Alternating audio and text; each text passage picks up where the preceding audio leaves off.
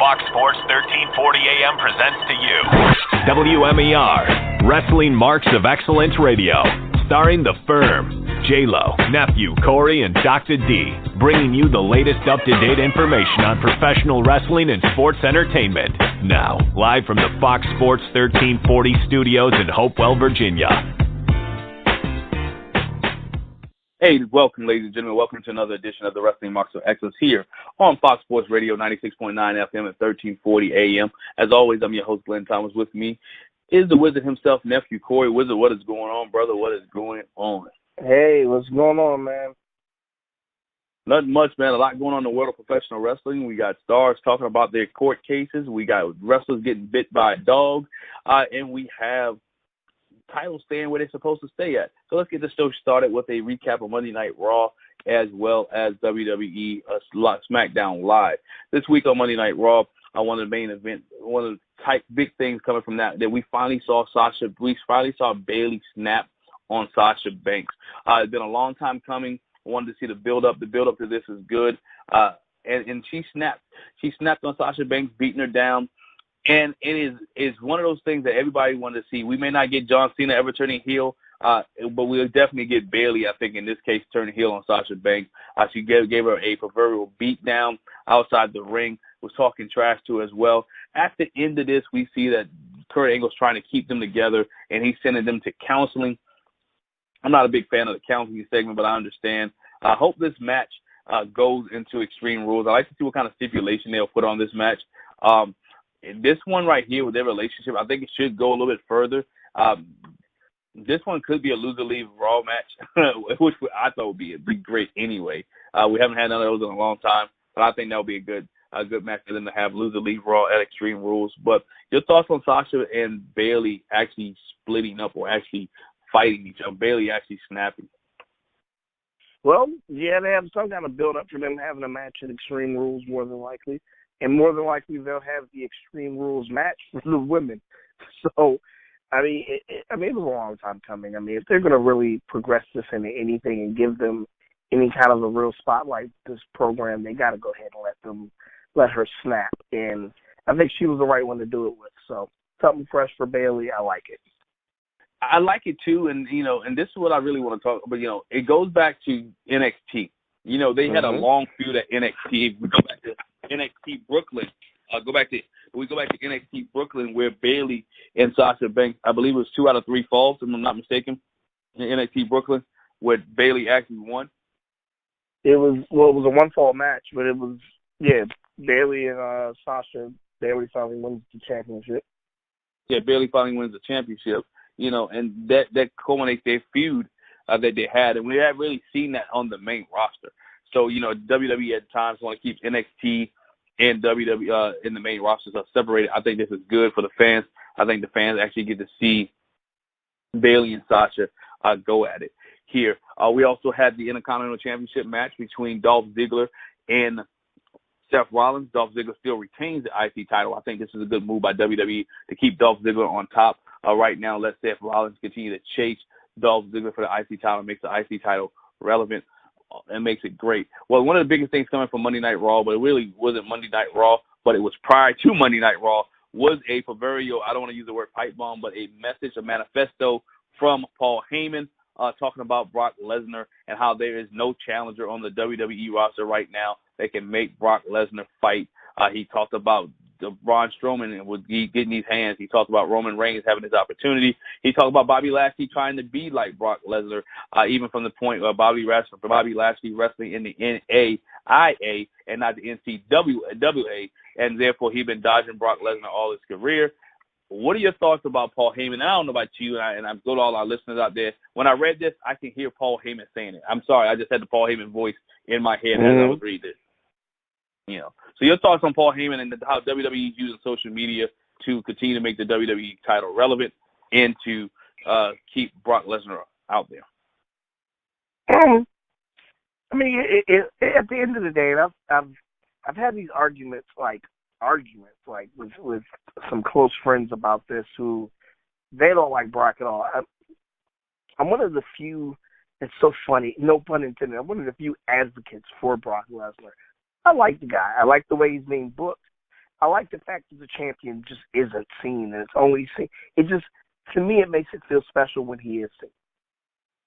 And that's just me. Call me old school, call me cynical, call me not a real wrestling fan or whatever. Doesn't matter. I like the way he's being booked. I like that we don't see him. I like how the use of Paul Heyman with him is done so well. I mean, basically, Brock's character is to just make the fans even more upset than what they already are. And he has legitimate heat because fans really hate him. That's the end goal anyway. He wants to be hated. He's always hated. I mean, you almost said he can't control the way he's being booked, but I guess technically he can with the contract that he has. But all in all, I mean, as a heel, your job's to get heat. No matter how you get it, he's getting it. So mission accomplished. Mission accomplished, and mission accomplished, and I believe it makes the title irrelevant when you do things on social media. It still talks about the title. They still mention it on Monday Night Raw. They still talked about Brock Lesnar being the longest reigning Universal Champion ever. Paul Heyman still got his stick in.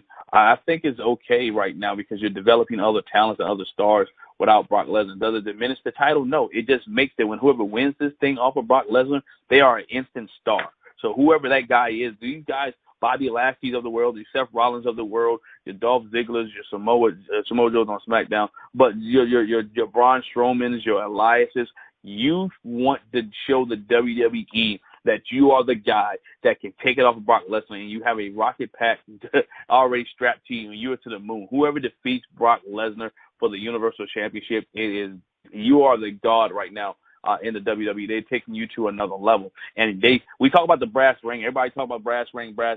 You should be be the one to grab the brass ring off of Brock Lesnar's finger and take this title. Get to the point where Vince has no other choice, or Triple H has no other choice to put you to be the one in the title picture. Whether it's Roman Reigns, whether it's Braun Strowman, whether it's Seth Rollins, whether it's Finn Balor, you want to be that guy, and that's where the competition comes out. We hear Jim Ross talk about it all the time. In the Attitude Era, there was nothing but competition. That what made it so great. So where's the competition at now? That be the person to take it off of Brock Lesnar. Whether you shoot on Brock Lesnar in your promos, whether you shoot on Brock Lesnar, you're definitely gonna shoot on him in the ring. Whatever case may be, you want to be the guy to take the title away from Brock Lesnar. It's like Brock Lesnar title run is almost like the Undertaker streak. Mm-hmm. And I hear that. You want to be the guy to stop Brock Lesnar's title run. So, and then we saw SmackDown this week. Biggest thing for SmackDown, you got a reunion of sorts. Team Hell No reunited. Daniel Bryan and Kane come together, take on the Bludgeon Brothers. Kane comes and saves Daniel Bryan after he had a one-on-one match with, I believe it was Luke Harper. And Kane comes back out and saves Daniel Bryan. And now they have a match at Extreme Rules for the SmackDown tag team titles. Thoughts on this real quick. Is this a one-off? Is this just a one-off with Kane and Daniel Bryan, or is this something that could be established for a long time with Daniel Bryan and Kane? We know Kane is Glenn Jacobs is in a run for mayor. He won the primary, so he has another part to win, be mayor in Tennessee. Will this be a long run with Daniel Bryan and Kane? Yeah, I mean, at this point, honestly, right now, the way I see it is that there's always going to be a relationship with them. Kane might be on his last hurrah anyway. Daniel Bryan, I mean, at this point, he's not in anybody's title picture. I mean, you got to have something to do with him because you didn't bring him back for nothing. And I think this is entertaining. Bludgeon Brothers get something fresh. Bludgeon Brothers get something that could, whether win or lose, something that could put them over. So I'm absolutely in agreement with this. The team is, you know what's crazy? They haven't been a team in 5 years. So it's pretty much, been long enough removed that it's kind of a nostalgic act now. So I'm here for it. I'm good. I like it. Yeah, and one thing about that, though, they ain't been a team in 5 years, but also with the departure of Cass, I think we talked about that last week with Big Cass and some more stories coming out now about a altercation between him and Carmella backstage, him pulling her arm. whatever the case may be, it was one of the reasons he got fired. Shout out to Stone Cold Steve Austin listening to his podcast this week. People would get with him on Twitter. We're talking about, oh, he got fired because of backstage heat, and Austin said it. It's much more than backstage heat that gets you fired. if you win against Vince McMahon, if you win against the company, your backstage heat usually don't get you fired. So it's not about you walking on eggshells. And granted to him, he comes out right. And he was right. It was much more than backstage heat than they got Big Cass fired. But nonetheless, Daniel Bryan didn't have a place to go after Big Cass, so I think this is a great move for them. The Bludgeon Brothers didn't really have a tag team that would kind of challenge them. They had been through everything else. Sanity's not ready yet because they're in a feud with the Usos. So I think this is a good move to give to make the SmackDown tag team title picture relevant. To have Daniel Bryan in it because he is a main eventer. Kane is a main eventer, even though some people say he's on this downward slope. But nonetheless, he is a main eventer on WWE television. I think this is good for SmackDown. We also see next week we'll get your boy James Ellsworth taking on Asuka in a match. Don't know what WWE is doing here in the gender match. I don't think the match is actually going to happen. Nonetheless, James Ellsworth taking on Asuka. Man, where's the bar? Yeah, where's the bar? It's World Cup time, and the bar is worse watching World Cup right now. I mean, they ought to break watching the World Cup. Put it that way. Nah, they do need to be on TV. Cesaro and Sheamus do need to be on TV, but the bar's not there. I guess they take the World Cup break like everybody else. But we're going to take a commercial break as our time to take a commercial break. When we come back, we're going to talk about 1997. Me and you had a discussion earlier about, the Attitude Era and what year we thought was the best year for the Attitude Era in 1997. So we're going to dig into the WWE 1997 Attitude Era. This year, I love this year. The year I graduated high school and then was moving on to college. So it was a great year. But we're going to take a quick commercial break. When we come back, myself and the Wizards are going to talk about 1997 Monday Night Raw. Well, 1997 WWE Attitude Era. Ladies and gentlemen, we'll be right back after this commercial break. Looking for winning sports picks and predictions? Since 1971, Doc Sports has been recognized as one of the most trusted names in the sports handicapping industry. For the listeners of this very show, Doc Sports is giving out $60 worth of their premium member picks for free. These are the exact same premium member picks that 1,000 of their current members pay for. And guess what? You get them for free. Just text the word radio to the number 29022. Text radio to the number 29022 for instant access. Doc Sports also provides free picks on every single game. You want NBA picks? Simply Google search Doc's NBA picks. NHL picks? Google search Doc's NHL picks. Need MLB picks? Google search Doc's MLB picks. Remember to text the word radio to the number 29022 and start winning today with Doc Sports Service. Hey, ladies and gentlemen, welcome back to the Wrestling Marks of Excellence here on Fox Sports Radio 96.9 FM and 1340 AM. Once again, I'm your host, Glenn Thomas. Always with me is the Wizard himself. Wizard 1997. As I mentioned before we went on commercial, as I mentioned before we went to commercial break, a senior in high school, big wrestling fan. I was on the high school wrestling team, and wrestling was what I wanted to do on Monday nights. I loved Monday Night Wrestling. You had the Attitude Era. We had Monday Night Raw. Raw had some big name stars. You had some great commentary. This is in '97. You still have Vince McMahon on the mic at this point. Yeah. At this point in 1997, Vince McMahon was still part of the commentating team. We started in January. It was a 3-man commentating team. It was Vince McMahon, Jim Ross, and Jerry Lawler that was doing the commentating here. So you had Shawn Michaels, who was your WWF champion at the time, because it was still at this time in 1997. It was still WWF. So 97 was a great year, in my opinion, for the world of professional wrestling. In 97, I believe you was middle school? Yep, 8th grade. So this shows our age from there, and from where we was at in 1997. But Raw was the thing. Wrestling at this time was getting to the peak. It was at a peak where people wanted to see it, wanted to love it, and it was starting to get that buzz for the WWE. So your thoughts on 1997, the beginning of 97? We're gonna start in January. We'll try to work our way through the year. What was great for 1997. Also this year in 1997, WWF. And if I go back and forth, I apologize. WWF had 13 pay-per-views this year. Had 13 pay-per-views in 1997. The one that was really true to my heart was In Your House. The May 11th pay-per-view was the first pay-per-view that I paid for it, and it came to Richmond Coliseum. But when we get to that, we'll talk about it. But nonetheless, it was on Mother's Day in 1997. But your thoughts, your impression of 1997 WWE when we start in January? At this point, well, I guess I'll give a little background to it while we're talking about it. At this point in 97, Sid's the champion going into 1997. Psycho Sid's the world champion. He just came off of a match in December with Bret Hart that ended with some controversy, with kind of a distraction from Shawn Michaels, in which it seems like they're planting the seeds for a Shawn Michaels-Bret Hart match, and not at Survivor Series that year. It looks like they're trying to plan it a little bit earlier, probably WrestleMania.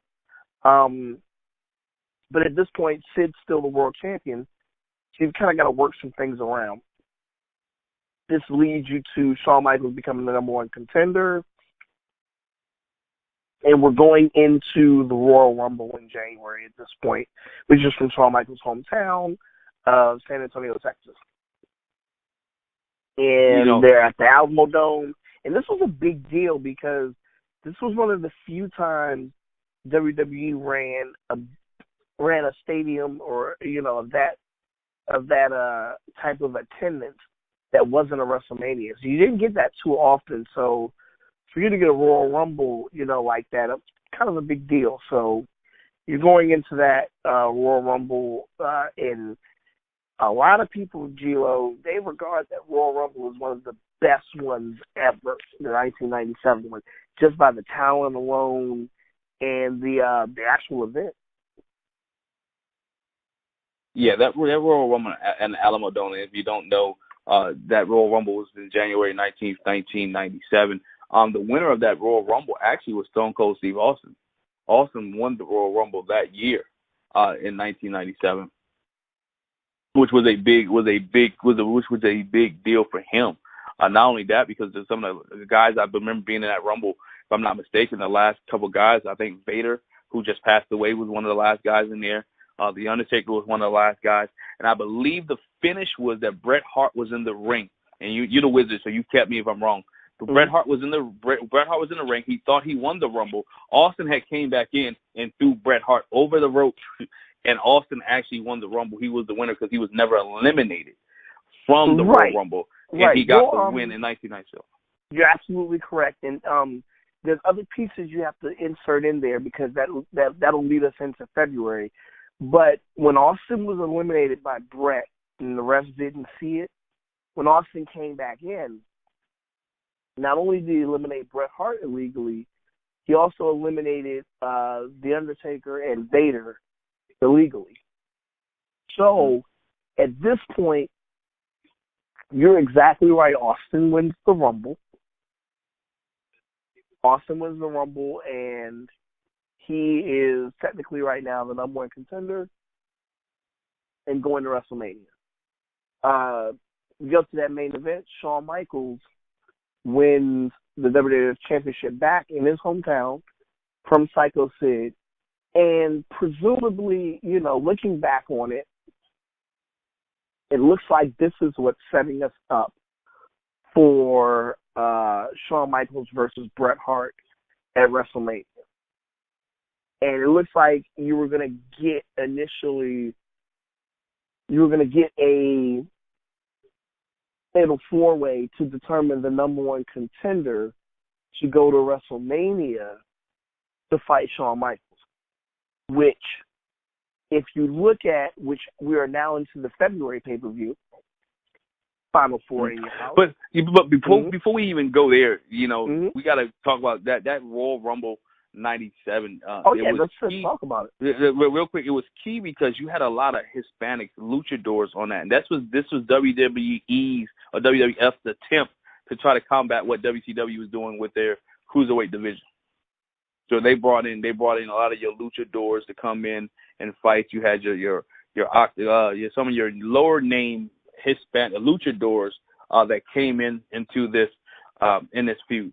It came into the WWE at this time. In WWE, your Hector Garzas, your Pierre Aguayas, a lot of your I'm not want to say no name lucha stars, but you know what I mean when I get here. Your people that wasn't Rey Mysterio, people that wasn't La Parka, people that wasn't your Chavo Guerrero Jr.'s. WWE was bringing them in, trying to combat what WCW was doing with your Lucha Libre stars. So that was something that was interesting to me during this 97 pay-per-view. But also, you had Ahmed Johnson that was there, because Ahmed Johnson was running high still at the time in the WWE. Okay, can I comment on that? He was. Go ahead. But I think that was a product of the storyline more so than him. And that's not his fault. But that injury couldn't have come at the worst time for him back in the fall of 96, because he was riding high as Intercontinental Champion. And dare I say, I'm sorry, maybe it's me, I don't know, Ahmed Johnson might have been the first black WWF champion. I might ride that to the end. He might have been the first one, to be honest. I think he was there. I really think he was. Ahmed Johnson, and people don't want to give him much credit for it because they want to say he was, injury prone or he was unsafe in the ring for other wrestlers. But Ahmed Johnson had a look that people liked. He had a look that was good. He brought the intensity in the ring. You look at his moves, they might have been stiff, but they was brought with intensity. And besides those shorts that he wore in the video, everything about Ahmed Johnson said manly man. You know what I'm saying?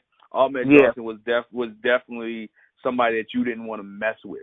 He got into the feud with the Nation and Farouk and all those. But Ahmed Johnson was definitely a top-tier level star at this time in 1997, and going into the beginning of the year. Ahmed Johnson was at the list. He was the pinnacle, even though Goldust was the Intercontinental Champion at the time. Not Goldust. Hunter was as a matter of fact, Triple H was the WWE Intercontinental Champion at the time. At this point, January of 97, January. Was Hunter? Well, I think he was. I think you're right. I'm sorry. You're right. He was. Yeah. He was. He defended it against Goldust at that Royal Rumble. Yeah, he did. At that Royal Rumble. And Is that right? I think that's right. Yeah. Yeah. So you had Ahmed there, and and when we say Hunter, and he was still rocking the Hunter Hearst Helmsley gimmick. This was way before. This was before DX and all this. He was still rocking the Hunter Hearst Helmsley gimmick and name. So Ahmed Johnson was in that picture. Ahmed Johnson could have been in a title picture if Ahmed Johnson wouldn't have got hurt. Ahmed Johnson would play the games back, not play the games, but not get so caught up in politics and just do what he needed to do. Ahmed Johnson could have been the WWE champion, first African American WWE champion. Yeah, going into the time frame. So I think that was one of the big things. And this Royal Rumble, featured a lot of Hall of Famers. If we look at it, it's a lot of Hall of Famers. And then also we think about it, it's a lot of Hall of Famers in this Royal Rumble. And that's shout out. Before we go any further, I'm gonna go ahead and repost our interview that we did with Vader, just because it's sensitive and time consuming. So you want to listen to our interview that we conducted with Big Van Vader, Leon White, a couple of years ago. We're going to repost that this week, put it on social media. Yeah. Go ahead and take a listen. It's a very good listen. Check it out whenever you get a chance to. But it is a very, very good listen there. Watching this Rumble again, getting ready for the show, and looking at what's going on. Vader and Paul Bearer are both gone. And when I watched the match between Vader and the other, I know, like, man, both of these people are they're not here anymore.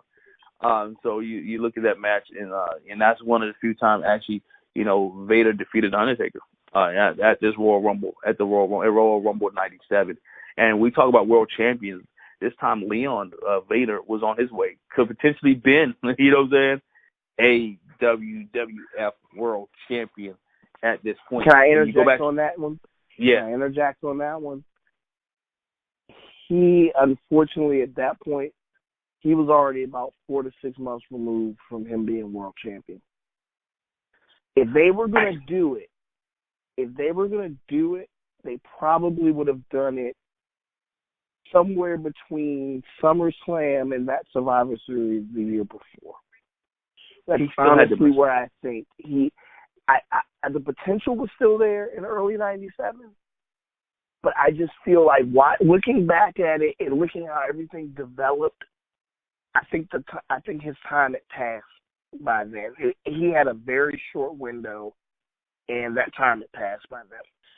I think time was still there. I mean, they opened up Raw. We mentioned Raw '97. Raw '97 with promo Vader. They had Vader taking on that big Vader taking on Bret Hart. Was that match, that main event match from Raw January 6, 1997, was Vader taking on defeating Bret Hart in that match.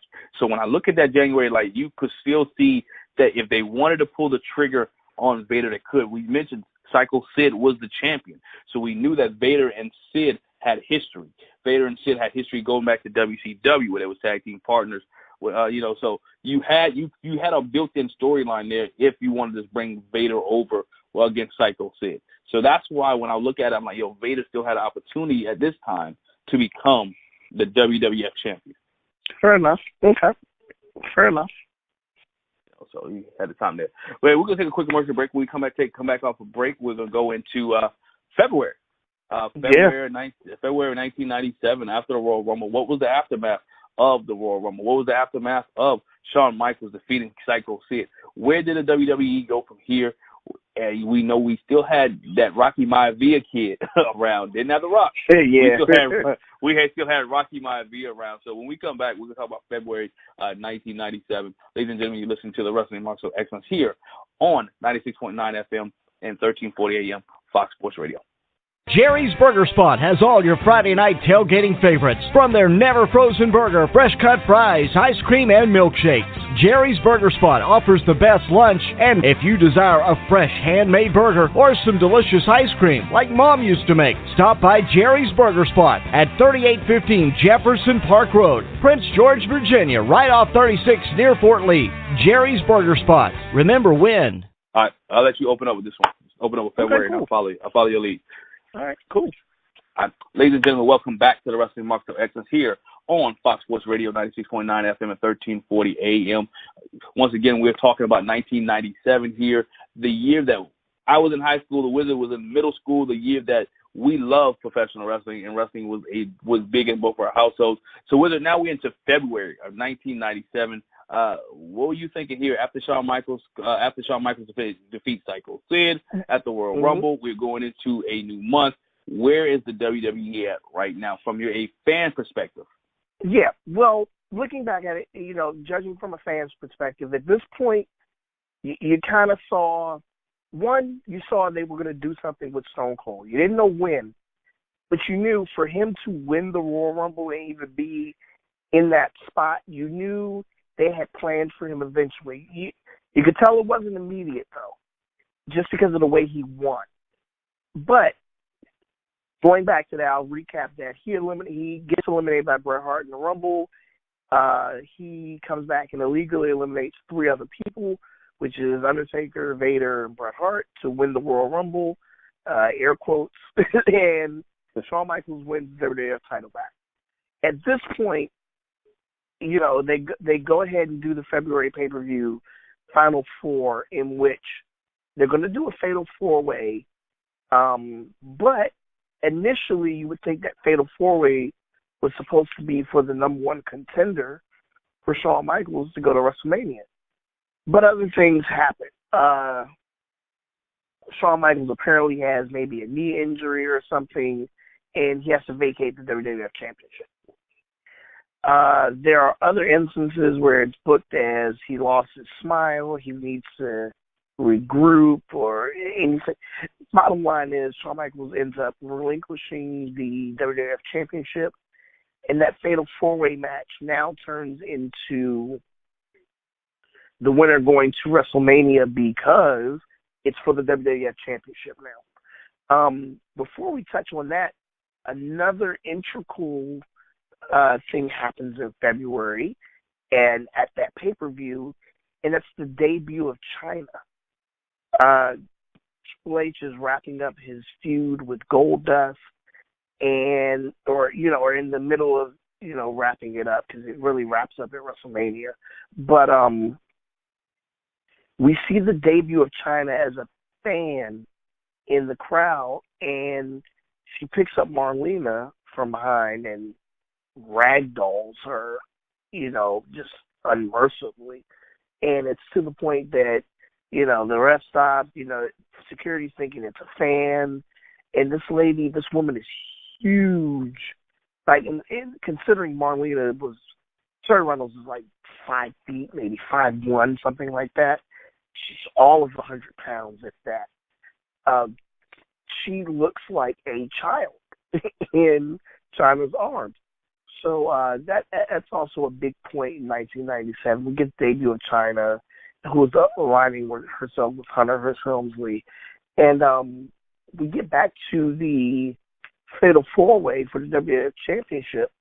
And looking back at it now, Gilo, and I'll get your opinion on this, it pretty much kind of reaffirms what I was thinking as far as the original WrestleMania main event, which was supposed to be,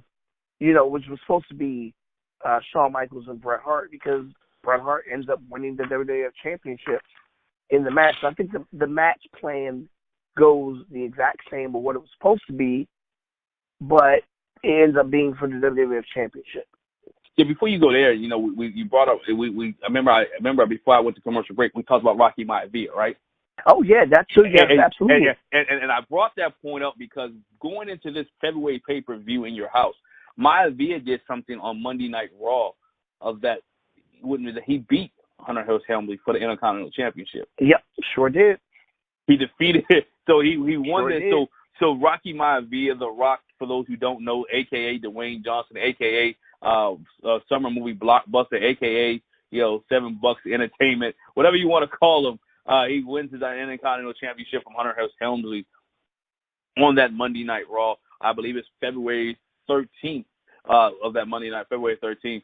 He wins on the Intercontinental Championship. So they have a Hunter Hearst Helmsley, not Triple H here, is revoking his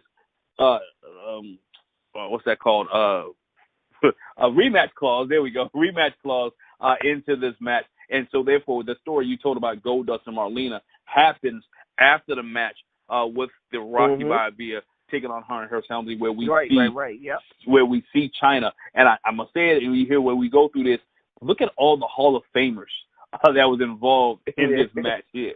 You got Rock, who's a surefire Hall of Famer whenever he wants to go in. Hunter is a surefire Hall of Famer. China is definitely a Hall of Famer. Goldust is definitely a Hall of Famer.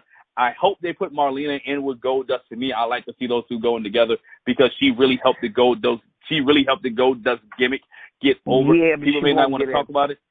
She won't get in.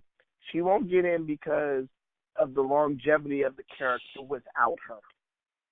Granted, as big of an influence she had on the character, she was only with the character for a little over a year, about a year and a half. She was with Goldust, the character. And Goldust, the character, has now been around for 23 years. 23 years. Yeah, as important as she was, she's not a staple in it. So. And as you say that, and I think about it, and a lot of the fans will probably correct me, and that's one of the reasons Virgil didn't get in with $1 Million Man. Absolutely. Absolutely. And we all know Virgil's not going to get on his own. That's not going to happen. If he didn't get in with the $1 Million Man, then Marlena won't get in with Goldust. Right. I stand corrected. That's why you're the wizard. Well, it's okay, man.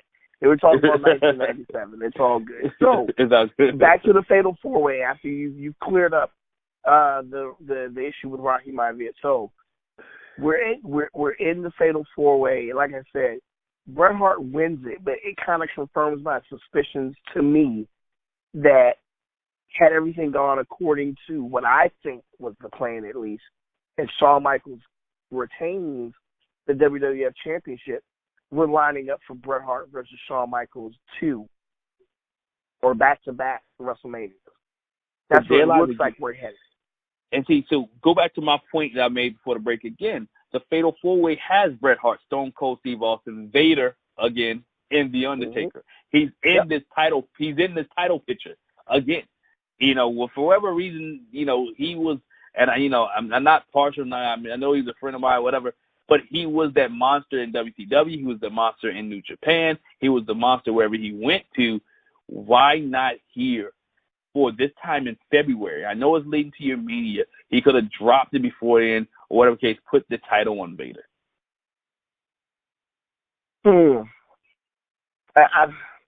Because you knew you wouldn't get in Bret Hart, Shawn Michaels. So we already knew that you wouldn't get in Shawn Michaels and Bret Hart for WrestleMania. Yeah, I guess you can say that. Why not? Why not Vader? Why not Undertaker? We know Stone Cold was rolling into that point. He was getting there. He wasn't quite there yet. You know, I guess Bret was the safest bet. No, I think what it is, I think Bret and Shawn was supposed to ultimately be what WrestleMania 13 was for. I think it was supposed to be Bret and Shawn. I think what it was that at this point, Shawn's gone. You need another main event. You aren't going to do Bret and Stone Cold for the championship because the payoff of Austin is not going to come if he's losing the championship match. It's not going to come. So at this point, the main match you've got now for WrestleMania 13, in my opinion, you've got to finally cap off, or at least what we thought at that time, you've got to finally cap off Bret versus Stone Cold. And at this point, you have nothing for Undertaker, in which Undertaker's probably the safe bet to go into a championship match. Because now you have Sid, who's due a rematch, who never gets one because Shawn's hurt. So they try to tie in as much logic as possible. Right. They tied it, but we got to go into this because we going into the match, people sitting here like don't know 13. Bret Hart didn't go into as 13 as champion. Why? Because he lost it the next night on Raw. He lost it on Raw due to Stone Cold Steve Austin, which sets up WrestleMania 13. While we had that match, the feud between Austin and Bret Hart goes because of Austin causing Bret Hart the title. Which as I go back, it would have made a great story because you knew Sid was going to get the title back anyway. And I know Vince prior to this time, and we still do see it today, WCW didn't exist, but Vader and Sid would have been okay. They had storyline there. It was built-in storyline. So we got Taker and Sid. And I guess it's WrestleMania, the Undertaker. You see what I'm saying? I guess we would have never got the streak. We would have had to take it with another match. And you just said it. Who would Taker would have fought at WrestleMania if they would have gave Vader Sid?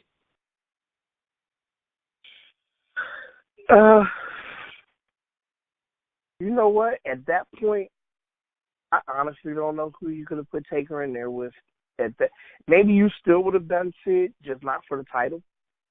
It seems like all of these matches that happened at WrestleMania 13, which we could probably go ahead and get into now, it seems like all of them ended up happening the way they were supposed to, I guess, with, the exception of Bret and Stone Cold, because I think Bret and Stone Cold would have eventually just happened on Raw, and it would have ended with Bret winning. And that would have been it. No double turn, no anything. It just would have been Bret Hart winning and going on to WrestleMania to fight Shawn Michaels. That's where I honestly think it was going. We probably still would have got Undertaker and Sid. We probably still would have gotten, well, who knows what else we would have gotten from that. But Undertaker said Bret Hart, Shawn Michaels. Do you have Stone Cold compete for the Intercontinental Championship at this point? Because Stone Cold's building momentum. So you would have had to have had him somewhere. Go ahead. You would have to have him somewhere on the card. You would have to have him on there. Just, you had in 13, you had the big Chicago crowd. This is the Rosemont, what they call it? The Rosemont Theater, Rosemont Horizon. Rosemont Horizon. Mm-hmm. Right. Which was the venue there at 13. We had, everybody remember 13. You remember the Stone Cold Steve Austin passing out with the blood at 13. You know what I'm saying? That's what you remember. That's what you remember at WrestleMania 13. We had that's where we got Shamrock was the special guest referee for that match there. So you had all that going on and building up here at this. So you had a lot of things going on in this match. And once again, you had some major superstars that was there, that was here. You threw Owen, and we visited Vader. You threw Owen Hart and the British Bulldog in a match versus Mankind versus Vader, which was both Paul Bearer guys. Mm-hmm. Not Paul Heyman guys, Paul Bearer guys. So this card right here was kind of much a stack. And I'm sitting here now. When I'm sitting here and I looked at the little bit of pay-per-view today, and I'm sitting here like, man, what was the difference? And people may slap me here. Brodus Clay was nothing but Flash Funk just years later. Yeah, I guess so. Yes, you could say that. I'm sitting there watching and doing research for the show, and I'm sitting here looking like, yo, Flash Funk did the same thing. Brodus Clay did the same thing Flash Funk did. Brodus Clay, black man with hat dancing, Flash Funk with the fur coat, two girls dancing. I'm like, yo. Right. The funk. I hear you. I'm sitting here like, yo, I never really thought about it till I'm researching the show. They just rehashed the Flash Funk gimmick and gave it to Brodus Clay. Yeah, I guess you could say that. No, you're right. You're right. It still didn't work for either one. It didn't work for either one of them. I just picked it up. It didn't work for either one of them. But Flash Funk, we know, Two Cold Scorpio. I love him. He came from ECW, and ECW. He was one of the first ECW originals, if you think about it, to come over to WCW. I mean, coming over to WWF. One of the first guys to leave ECW to come to the WWF at that time, and they give him the Flash Funk gimmick. Mm-hmm. Wasn't hardcore, but I really had fun researching. I love the WWE Network. Researching for shows like this brings back so many memories. Sure does. Brings back so many memories.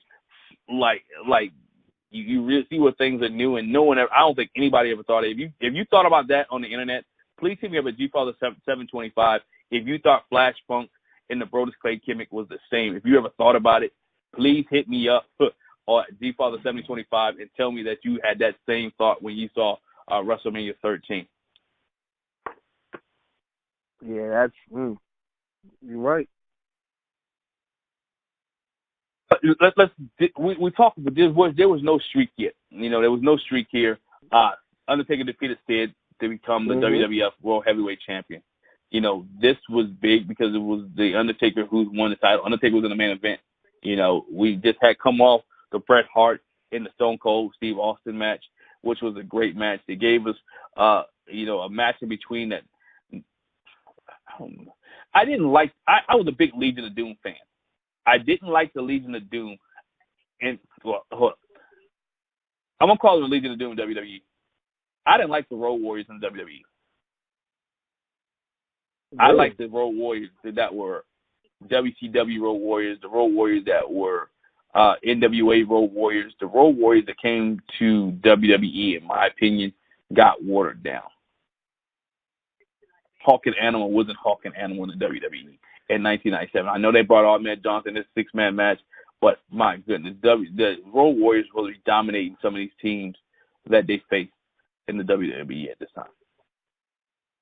I heard you when I say that, you're like, oh, really? So as a middle school kid, were you really satisfied with the Legion of Doom? At this point, they were still, to me, they were still the Legion of Doom that was there in 91. I mean, looking back at it now, obviously they were not. But at that time, they were still the Road Warriors to me, and they were still, they were still pretty cool. And at that point, it had only been 6 years removed, so it's whatever. I mean, at that point, I was good. I was good with them. I was good. Yeah, he was good with it. Okay, let's make sure you was good with him. So, as a middle school kid, watching Bret Hart, Stone Cold Steve Austin, seeing the match that they had, not now knowing what that match meant for Stone Cold Steve Austin, what was your thoughts? As was this the best thing you ever seen, or what were you thinking? At that point, I was questioning why they were making Bret Hart a bad guy, because I picked that up immediately. Bret Hart was turned into a bad guy. They were turning Stone Cold into a good guy. I picked that up immediately. Like, the double turn worked. You could see society was in a different place, and I always say that every time we talk about the Attitude Era. Society is in a different place then than it is now. So with that being said, I also thought at that point, I said, they're turning Bret Hart into a bad guy. I wonder if he'll get back with Owen. I remember that as a kid. I was wondering, would he ever get back with Owen Hart? Because they were turning him into a bad guy. So there we have it. As we talk more about 97, we'll get into that. Yeah, we definitely get in that. Undertaker gets, like I said, I'm sitting here thinking, like, yo, this dude really passed on blood. Now at this time, even though I'm in high school, I'm still thinking, this stuff's real. I knew there was a little bit of a trickery to it. I knew maybe there was some predetermination, but I knew blood was blood regardless of how you saw it. You know what I'm saying? I knew blood was what it was, and I knew, following UFC in the early days of UFC, I knew Ken Shamrock was a bad man. Yeah. Was a bad shut your mouth. And we do a whole different show on Ken Shamrock, because Ken Shamrock, to me, is a little bit ahead of his time. I would love to see Ken Shamrock. That was a big deal, getting Ken Shamrock. And I think people still don't realize that now, but that was such a big deal to get Ken Shamrock. Oh, yeah. And it was such a big deal to get Ken Shamrock, that big Shamrock in that match, refereeing, being a special guest in that match. We could say that Ken Shamrock was one of the baddest men in the world. I know we use that term loosely. Mike Tyson, baddest man in the world. Ronda Rousey, the baddest woman in the world. But Ken Shamrock at that time, legitimately, he was the baddest man on the planet right now. He was the best. You didn't want to mess with Ken Shamrock in 1997. No, you did not. He would break your arm. He was up there with your Dan Severins. He was up there with some other guys that Ken Shamrock was legit. He was legit. So it made a big deal. It made a big splash here for WWE to have a mega star like Ken Shamrock as your special guest referee, because UFC was coming into its own in 97. It was getting that traction. It was getting that steam. People were buying the pay-per-views. Everybody was watching Fight Club and doing different things. This right here was getting that traction, and Ken Shamrock was one of the baddest men in the world. Yeah, absolutely. At that point, you didn't know. You probably had to be at my age at that time. I didn't know too much about the UFC, but if you were in your late teens, early 20s at that time, you absolutely knew what the UFC was going on. You knew Ken Shamrock was that dude coming into WWF. It gave WWF a sense of legitimacy to the casual fan. I really think so, because at that point, it was like, yo, that dude really fights for real, and he's coming to WWF. So it was a good move by them. It was definitely a good move by them at this time. And it took, and one thing we fail to mention, and many people listening to us may know, this match really took Stone Cold Steve Austin to another level. Oh yeah. Absolutely. It took them. He was taken in that match further than I think WWF thought he would be going. He was really taken to another level. And we're going to take a quick commercial break. When we come back, we're going to talk about April of '97. April of '97, that year, and what it meant to the WWE. Ladies and gentlemen, you're listening to the Wrestling Marks of Excellence here on Fox Sports Radio 1340 and 96.9 FM. We'll be right back after this commercial break. Looking for winning sports picks and predictions? Since 1971, Dot Sports has been recognized as one of the most trusted names in the sports handicapping industry. For the listeners of this very show, Dot Sports is giving out $60 worth of their premium member picks for free. These are the exact same premium member picks that 1,000 of their current members pay for. And guess what? You get them for free. Just text the word radio to the number 29022. Text radio to the number 29022 for instant access. Doc Sports also provides free picks on every single game. You want NBA picks? Simply Google search Doc's NBA picks. NHL picks? Google search Doc's NHL picks. Need MLB picks? Google search Doc's MLB picks. Remember to text the word radio to the number 29022 and start winning today with Doc Sports Service. Ladies and gentlemen, welcome back to Wrestling Marks of Excellence here on Fox Sports Radio 96.9 and 1340 AM. As we are the Wrestling Marks of Excellence, myself and the Wizard nephew, Corey. We're talking about 1997, the year that we really love in professional wrestling, the year that we really enjoyed professional wrestling. We wanted to start of the Attitude Era. Right now we're in the month of April of 1997. We're just coming off of WrestleMania where The Undertaker defeated Psycho Sid to win the WWF Heavyweight Championship, where Stone Cold Steve Austin passed out against Bret Hart, where we saw Ken Shamrock as the special guest referee, and Ken Shamrock was one of the baddest men in the world. So now, Wizard, we're into the month of April after WrestleMania 13. What did you see here going into this month of April after WrestleMania? At this point, with the double turn with Austin and Bret, you knew that was continuing. Before then, when they announced the submission match, looking back, and people that, really follow wrestling, your cage matches, your I Quit, your submissions, your last man standing, these are all, finality matches. These are our storyline ending matches. Like, this was it. These were blow-offs. These were your blow-off matches. Your storyline came to an end with these type of matches. What's crazy is that really this was only a part of the beginning with Austin and the Hart, which leads into the Hart family, as we'll talk about right here before we wrap it up.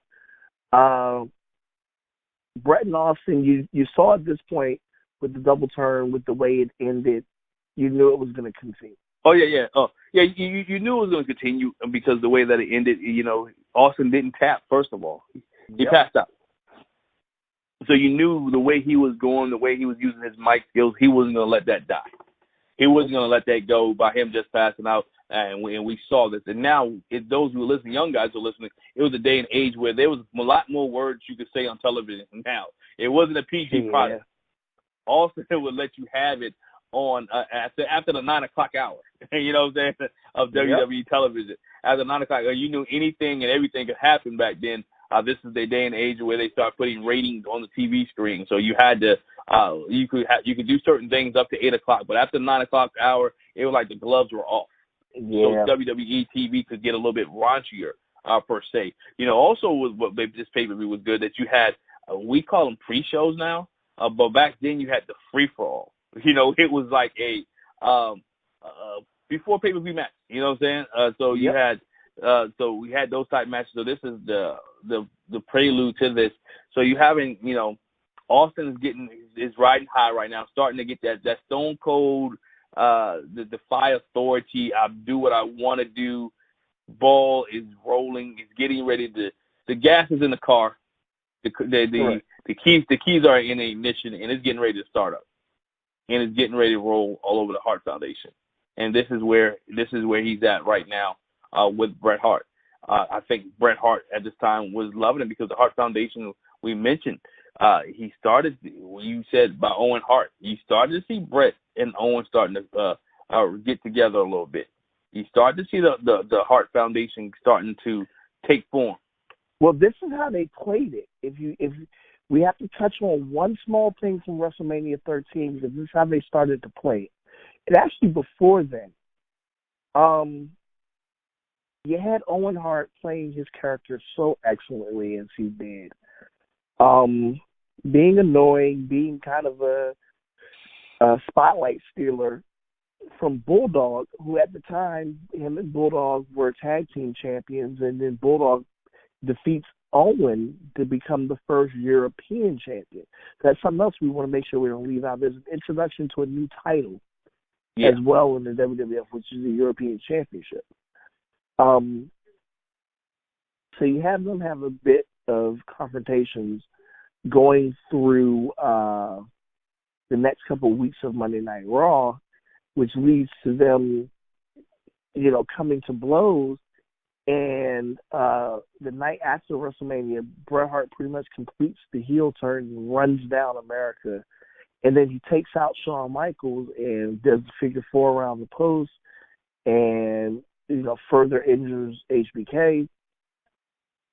Fast forward a couple of weeks, we have Bulldog and Owen fighting, and they're pretty much coming to blows. And you have Bret Hart come out and make, breaking up, and then starts to get really emotional with those two, saying, they doesn't want to see Bret and the Bulldog together, their family and all that. And then he talks about how, and this was, I thought, so well done, talks to Owen about how, the fans, the American fans split them.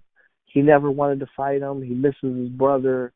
And then Owen just pretty much breaks down crying because he misses Bret. And they all hug in the ring. And it was so well done. Because pretty much Bret aligning himself with those two, pretty much it stamped that he's a full-fledged heel now. Yeah, and now there was no talks about Bret Hart coming back to be a face. There was no talk about Bret Hart. This was a Bret Hart heel turn, which to me, I think Bret Hart as a heel had much weight, had much credibility. We'll get into it when we talk about when Brian Pillman joined the Hart Foundation. That to me just took it to a totally different level when Pillman got involved with the Hart Foundation, and we know how the history between Brian Pillman and Stone Cold Steve Austin was. So it's like this feud from, WrestleMania 13 really went on for a while between Bret Hart and Stone Cold Steve Austin, where other pieces were pulled into it, i.e., Brian Pillman. Absolutely. And so, so with the Hart Foundation, so with Bulldog and Owen, Bret being the peacemaker, bringing them back together, them being the tag team champions going into this pay-per-view, and we mentioned the Legion of Doom before we took the commercial break in my last statement, this is where the Legion of Doom gets their tag team championship. They defeat Owen Hart and the British Bulldogs to become WWE tag team champions. So you had it was a bittersweet moment for the Hart Foundation at this pay-per-view. Yep. It's interesting how they did that, because we get into that April pay-per-view, and it just seems like Undertaker wins the title at WrestleMania, and he's a good, solid champion, but he was pretty much storyline-wise like second or third in priority as the WWF champion. Which is very weird. It goes to our point that we talked about earlier. Everyone who thinks the WWE Championship has always been the forefront of storylines, it has not been. It has not always been the forefront of the storyline. And if you look here, the Austin and Bret Hart was the biggest thing that was going on. You essentially could have kept The Undertaker off of TV during this time, and nobody would have missed the WWF Championship. Yeah, they wouldn't have. Because of what was going on in the company, what was going on with of Bret Hart, what was going on with Stone Cold Steve Austin, what was going on with the Intercontinental title, what was going on with tag teams like Mankind and Vader, what was going on with the Headbangers, what was going on with Rocky Maivia and his little feud that he had going on with Savio Vega. So you had a lot of different things that was going on at this time where Undertaker being the champion was okay. Not great, but it was okay. He wasn't a big star that we was at now. Yeah, he was safe. He was definitely safe as being the WWE champion at this point in time. You know, at this pay-per-view, he defeated Mankind, and then we look at it and look at his match, and so he defeated Mankind here, and if I'm not mistaken, and maybe you help me out because your memory is a little better than mine. That's why we call you the Wizard. Right. It wasn't the last match on the card, was it? No. Austin and Bret was the last match on that card. Austin and Bret, I believe that was a street fight, and that was the last match on the card. And I believe it was for the number one contender. Yeah, I think it was number one contender as well. Right. So, with that being said, those who complain about titles being the final match, go back and do your history. The championship match wasn't always the final match. The championship match throughout most of '97, which we'll get into, the WWF Championship was not defended in the main event a whole lot of times. The WWF Champion was wrestling midway or maybe 3/4 away on Monday Night Raw most weeks. Yeah. Wasn't closing the show out. It but wasn't we'll closing get to the show that another day. We'll get to that. Hey. Yeah. You said what? Nah, go ahead. You finish your point. Yeah, no. I was just saying we would have to get to that another day because I believe you saw the culture shift to where they were trying to remove the stigma of the championship being most important in the forefront of the fan. They started looking like they were valuing the entertainment more than the championship. Yeah, and they had to keep up with what was going on in the other company. Yeah, they did. Yeah. They had to keep up with what was going on in the other company. But we're going to stop right there. Hey, so we took you from January to April of 1997. Come back next week, and we'll take you all the way through the SummerSlam. We'll take you from April to SummerSlam of 1997. Ladies and gentlemen, it's been a great ride. Hey, you got any comments about us, any questions that you want to hear? And we talk about from a fan perspective, not trying to be like anybody else. This is what we were thinking in 1997, what we thought in 97 as we was watching it, as I was in Coppin State University getting tapes and watching Monday Night Raw whenever we could. Shout out to Dr. D, who would get tapes for us, Champ Creed, who was watching it as well at Coppin State University. So, hey, it was fun as a wrestling fan back then. Everybody didn't have cable. We had to do things to get our wrestling fixed. The internet was just now coming up, so we couldn't pull up YouTube. There was no such thing as YouTube. So you had to keep up with WWE by tape trading and watching videotapes. And some of you young people don't even know what a videotape or a VCR is. Right. But nonetheless, do what you normally do. Go ahead and just Google it. But if you enjoyed this show, please subscribe to us on all where you can find social media. Find a Wrestling Marks of Excellence. Subscribe to us on YouTube. Subscribe to us on Google Play. Subscribe to us on iTunes as well as Stitcher. Hit that button. Also leave a 5-star review. It really will help us out. Thanks for joining us, Wizard. As always, take us home. Hey, if you're not confirmed, consider yourself denied. End of stories, ladies and gentlemen. Good night. Catch you next week.